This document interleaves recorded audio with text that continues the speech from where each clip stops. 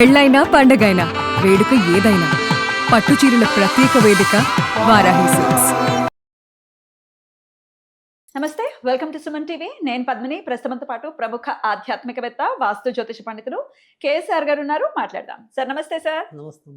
Sir, Varahi నవరాత్రుల్లో ఉన్నాం మనము. అయితే వారాహి నవరాత్రులు 9 రోజులు ఒకవేళ చేసుకోలేని వాళ్ళు ఏదైనా ఒక రోజు, విశిష్టమైనటువంటి రోజు ఏదైనా ఉందా, చేసుకోవచ్చా? అలాగే ఎందుకు ఆ రోజు అంత విశిష్టమైనది అనేది ఒకసారి మీ ద్వారా తెలుసుకోవాలనుకుంటున్నాను. ఒక్కరోజు చేసుకున్న తత్ఫలితం వస్తుందా? ఇంతకీ అసలు అమ్మవారి ఆరాధన చేస్తే మనకి తీరేటటువంటి కోరికలు ఏమిటి? ఇవన్నీ ఒక్కసారి మీ ద్వారా సార్. రైట్.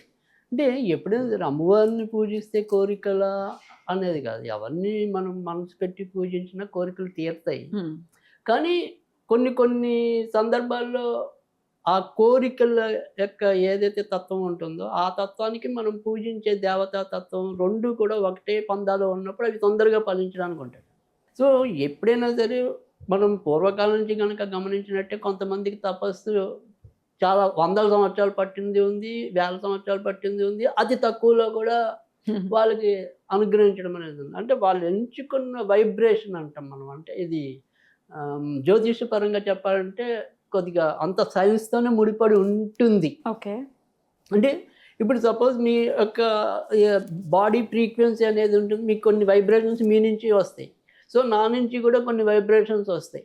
సో ఆ వైబ్రేషన్స్ కనుక ఒకే రకమైన పందాలో కలిస్తే ఆటోమేటిక్గా మీ మనసు ఏంటనేది నాకు అర్థమైపోతుంది. నా మనసు అంటే మీరు వెళ్తే పలానా చోటుకి వెళ్తున్నారు అనేది నాకు తెలియకుండా అందుతుంది. సో అది అంటే అవధూతలు అనేవాళ్ళు. యాక్చువల్గా అవధూతలు అంతా కూడా వాళ్ళు పట్టుకున్న సబ్జెక్ట్ అంతా కూడా బాడీ ఫ్రీక్వెన్సీ. సో దాన్ని బట్టి వాళ్ళు మనం ఏం చేస్తున్నాం, ఎక్కడ ఉన్నామని ఆలోచిస్తే వాళ్ళు చెప్పేస్తూ ఉండేవారు. సో అది అవధూతలు.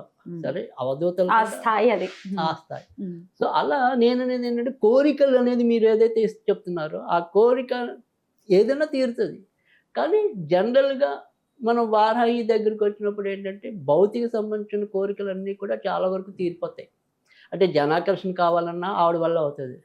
సో భూతగాదాలు పరిష్కృతం కావాలన్నా ఆవిడ వల్ల అవుతుంది.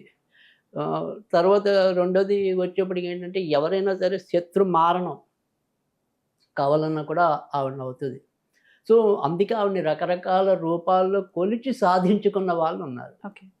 సో ఇప్పుడు మనం పంచమి అనేది చాలా ఇంపార్టెంట్. అంటే ఏదైతే 9 రోజులు చేస్తాం కదా, ఈ 9 రోజుల్లో పొరపాటున అందరికీ 9 రోజులు చేయాలంటే తాత ఉండొచ్చు, తీరికొండకపోవచ్చు, భయాలు ఉండొచ్చు. అయ్య బాబాయ్, వారాహిదేవి వద్దన్నారు, మేము చేయమనుకుంటామండి. కానీ మధ్యలో ఎక్కడో లాగుతున్నాము, వీళ్ళందరూ చేస్తున్నారు, నేను చేసుకుంటే బాగుంటుంది కదా అని. సో అలాగా ఒక్కరోజైనా మనసు పెట్టి చెయ్యాలి అనుకుంటే ఖచ్చితంగా పంచమి అనేది ఆవిడకి చాలా ప్రీతికరమైనది. ఆవిడ నామాల్లో కూడా పంచమ్యై నమః అని వస్తుంది. ఖచ్చితంగా రావటం అనేది కాదు. అంటే మామూలుగా ఏంటంటే ఈవిడ్ని మామూలుగా మనకి ఏంటంటే కొన్ని గ్రంథాలు సప్తమాతృకలు, కొన్ని గ్రంథాలు అష్టమాతృకలు, మరికొన్ని గ్రంథాలు నవమాతృకలు ఇచ్చారు. కానీ ఎన్ని మాతృకలు ఇచ్చినా ఈవిడ స్థానం మాతృక. అంటే 5వ తల్లి ఈవిడ. సో 5 అంటే పంచమి. సో అందుకని పంచమికి అధినేతగా, అధిదాత్రిగా, జగద్దాత్రిగా ఈవిని అభివర్ణించడం అనేది జరిగింది. సో అందుకని మిగతా అన్ని రోజులు మీరు పూజించినా పూజించకపోయినా ఖచ్చితంగా ఈ పంచమి నాడు పూజిస్తే కనుక అన్ని రకాలైన కామితాలు, అంటే మీ ఇష్టం, మీ కోరిక అనేది మీ ఇష్టం. బట్ కానీ ఇప్పుడు మనం చెప్పబోయేది ఏంటంటే శనివారం నాడు వచ్చింది కాబట్టి ఈ పంచమి అనేది ఈవిని ధూమ్రవారాహిగా చెప్తున్నాం. కిరాత వారాహి, స్వప్న వారాహి, ఉన్మత్త వారాహి, లఘు వారాహి, వజ్రవారాహి, ఇలా వారాహిలో 9 రకాలు ఉంటాయి. 9 రోజు ఒక్కొక్క ఇవాళ మామూలుగా మొదటి రోజు అయితే ఉన్మత్త వారాహిగా పూజించడం అనేది ఉంటుంది మొదటి రోజు. అయితే ఇదే మళ్ళీ 9 రోజులు కూడా ఇప్పుడు మనం ఇందాక చెప్పుకున్న మాతృకలు ఉన్నాయి కదా, ఇవాళ ఇంద్రాణీదేవిగా తల్లిగా కూడా ఆరాధించడం అనేది ఉంటుంది. అలా ఆదివారాహి, బృహన్వారాహి ఇలా ఉన్నాయి.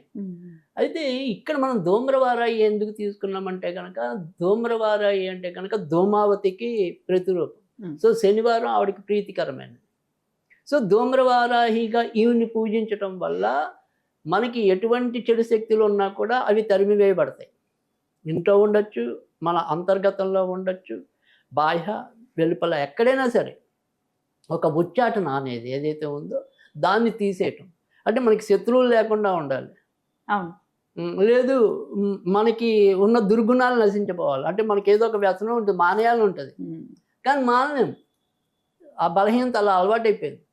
సో అలా మనం మనసు పెట్టి మానాలి అనుకున్నప్పుడు మానలేకపోతున్నప్పుడు ఇవన్నీ నేను మానను అనుకునేవాడిని ఏం చేయలేం. మానాలి అనుకుని కూడా మానలేక ఆ టైం వచ్చేప్పుడు పరిగెత్తేస్తుంటారు కదా, అలాంటి వాళ్ళకి ఖచ్చితంగా ధూమ్రవారాహి ఉపయోగపడుతుంది. సో అలా జీవితంలో మనకున్న ఎటువంటి చెడ్డ శక్తులనైనా సరే తరిమి వేయగలిగేది ధూమ్రవారాహి. సో అందుకని ధూమ్రవారాహిని వాళ్ళు పూజించుకోవాలి. ఎలా పూజించమంటారు? ఇది ఏం లేదు, మన ఇంట్లో మీరు వారాహి ఫోటో పెట్టుకుంటే సరే పెట్టుకోపోయినా తప్పేం లేదు. లలితాదేవి ఫోటో ఉన్నా పర్వాలేదు, దుర్గాదేవి ఫోటో ఉన్నా పర్వాలేదు. అంతేగాని ప్రత్యేకంగా వెళ్ళి వారాహిదేవి అవసరం లేదు. సో మనం చూసే దృష్టి బట్టి ఉంటుంది. మనం వారాహి అనుకుంటే వారాహి ఆవిడ అంతే. సో అలా అనుకుని పూజిస్తే చాలు. అయితే ఈ మంత్రం చిన్న మంత్రమే, తేలికైన మంత్రమే. ఓం హూం యారాల వాళ్ళ హూ గ్లౌం ధూమ్రవారాహి ధూమ్ ధూమ్ పట్ సహా. ఓం ఓం ఊం హూం గ్లౌం గ్లౌం ధూమ్రవారాహి ధూమ్ ధూమ్ ధూమ్ ధూమ్ పట్ ఫట్ స్వాహ స్వాహ. ఓకే, ఇది చాలా మంచి మంత్రం. ఇది ఈ రోజు నుంచి మొదలెట్టి ప్రతిరోజు కూడా క్రమం తప్పకుండా 108 ఏం లేదు, మీ సంఖ్య మీరు పెట్టుకోండి. 27, 54, 108 ఇలా పెట్టుకుని ఇవాళ ఏం చేయాలి అంటే కనుక కొద్దిగా అన్నం మెతుకుల మీద కుంకుమ వేసి, ఏదైనా సరే తినే జంతువులు మీకు దగ్గరలో ఉంటే, అంటే కుక్కలు అవ్వచ్చు, పక్షులు అవ్వచ్చు, అలాంటివి ఏమైనా ఉంటే వాటికి పెట్టండి. అలా లేకపోయినా కానీ చెట్ల దగ్గర అలా జల్లేయండి అంతే. చెట్ల దగ్గర వేసేయచ్చు, అలా జల్లేస్తే చాలు. ఎంత కొంచెం ఇన్ని మెతుకులుగా వేస్తే ఒక ముద్ద అనుకోండి, ఒక ముద్ద. ఆ ముద్ద వేసేసి దాని మీద కూడా కంపల్సరీ కుంకుమ వేయాలి. కుంకుమ అంటే మొత్తం కుంకుమ కలిపేలా? జస్ట్ అలా చిటికెడు అంత వేస్తే చాలు. వేసేసి మనకి కుక్కలు వచ్చేలా ఉంటే కుక్కలు, లేదా పక్షులు వచ్చేలా ఉంటే పక్షులు పెట్టేసి మీ మనస్సంకల్పం చెప్పుకుంటే చాలు. ఇలా కొద్దిగా 8 శనివారాలు చేస్తే మంచిది. ఏ సమయంలో చేయమంటారు? పర్వాలా, సూర్యాస్తమయం లోపు ఎప్పుడైనా పర్వాలేదు. పొద్దునైనా చేసేయచ్చు, పొద్దున కూడా చేసేయచ్చు. సూర్యాస్తమయం దాటకుండా చేయాలి. చేసి ఇవాళ నుంచి మొదలెట్టుకుంటే చక్కటి మంచి ఫలితాలు రావటం అనేది ఉంటుంది. ఇక ప్రసాదం కూడా పెద్దగా పెట్టవలసిన అవసరం ఏం లేదు. సో ఇంట్లో ఉన్నవి ఏముంటే అవి పెట్టుకోండి, దానికోసం ఇబ్బంది ఏం లేదు. సో ఈ రకంగా 8 వారాలు చేసుకుంటే, అంటే ఈ కుంకుమ ముద్ద అన్నం ఏదైతే ఉందో అది అమ్మవారి దగ్గర పెట్టాల్సిన అవసరం లేదు. డైరెక్ట్ గా బయట పెట్టేయటమే అంతే. మనం మనసులో మన కోరిక చెప్పుకుని పెట్టేయడమే. బయట పెట్టేసాం. ఇప్పుడు పావురాళ్ళు ఎక్కువగా ఉంటాయి, వాటికైనా వేసేయచ్చు. ఏవి తినేలాగా ఉంటే వాటికి వేసేయచ్చు. సో ఖచ్చితంగా మంచి ఫలితాలు ఉంటాయి. సో మనలో ఉన్న చెడ్డ శక్తులు తరిమి వేయబడతాయి. ఈ పంచమి ఒకవేళ మిస్ అయ్యామండి, ఏవైనా కారణాలు అవ్వనివ్వండి, మిస్ అయ్యామనంటే మరోసారి ఎప్పుడు చేసుకోవచ్చు? అంటే ఎప్పుడైనా సరే మనం ఇప్పుడు ఈ 9 రోజుల్లో ఏదో ఒక రోజు అయితే చేయొచ్చు, అదొక పద్ధతి. ఈ 9 రోజులు చేయకపోయినా మనం ఇందాక అలాగో చెప్పాం శనివారాలని. సో శనివారాల నాడు ఎప్పుడైనా సరే మనకి అష్టమి వచ్చినా, పంచమి వచ్చినా, అమావాస్య వచ్చినా ఇవి ఇంకా శ్రేష్టం చేసుకోవచ్చు. ఒకవేళ అవి రాకపోయినా మీ మనస్సంకల్పం మీకు ఎంత ఆరాటం ఉందనుకోండి, శనివారం మొదలెట్టండి, ఏం పర్వాలా. మనకి కావాల్సింది మంచి సంకల్పం అంతే.